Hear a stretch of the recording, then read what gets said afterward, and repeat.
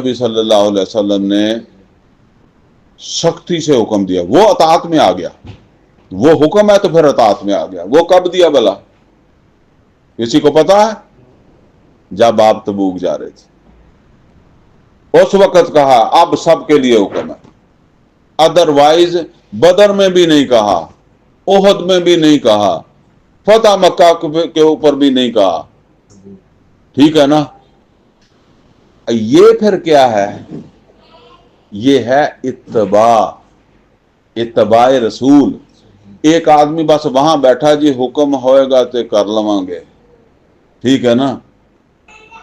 वो जैसे कुरान करीम में सूरा मोहम्मद में आता है, कुछ लोग कहते थे किताल का तो हुक्म ही नहीं आया, फिर अल्लाह कहता है कि हमने सूरत नाज़िल कर दी है। यानी वो कहते किताल का हुक्म नहीं आया, लेकिन मोहम्मद और रसूलुल्लाह सल्लल्लाहु अलैहि वसल्लम दस्ते भेज रहे हैं, सूरा मोहम्मद में है। अब ये जो काम है, यानी एक आदमी है जो यहां बैठ गया है नीचे ही के बस अल्लाह और उसके रसूल की अतात करेंगे, हुक्म मानेंगे, इससे ऊपर हम नहीं उठते।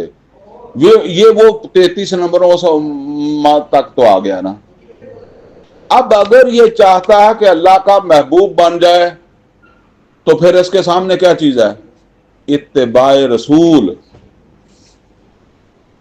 फिर अब उसको ये देखना है कि मोहम्मद और रसूलुल्लाह सल्लल्लाहु अलैहि वसल्लम की जिंदगी का क्या मकसद था। अच्छा, यहां ये समझ लें कि ये सिर्फ मोहम्मद और रसूलुल्लाह सल्लल्लाहु अलैहि वसल्लम की जिंदगी का मकसद नहीं था, ये सारे पैगंबरों की जिंदगी का मकसद यही था। मैंने अभी वो सूरा हदीद की आपको जो है वो आयत नंबर 25 सुनाई, पढ़ लें सूरा हदीद की 25 नंबर आयत।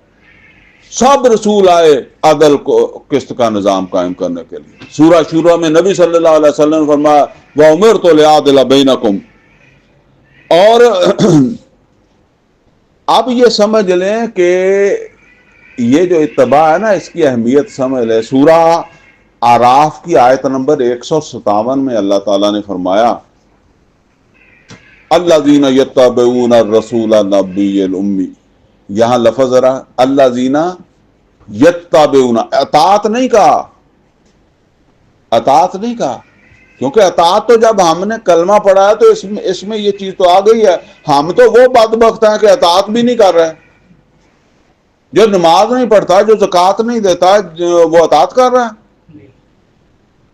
हम तो अतात से नीचे हैं, यहां अतात से नीचे ही वली अल्लाह बन जाते हैं।